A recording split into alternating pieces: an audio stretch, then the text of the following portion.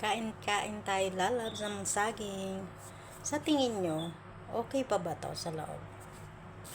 Di ba sabi nga parang bulok na or what, ano. Pero, dahil sa trinay ko na yung isa, papakita ko sa inyo. Sabi nga, yung wag nyo titingnan ang panglabas na kaanyuan.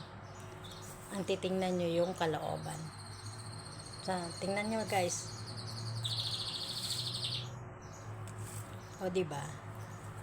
It means, pwede pa siya.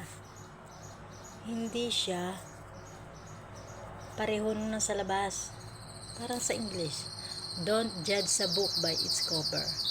Pero ito, don't judge a banana by its skin. Diba? Diba? Ang ganda. Hindi pa siya sira.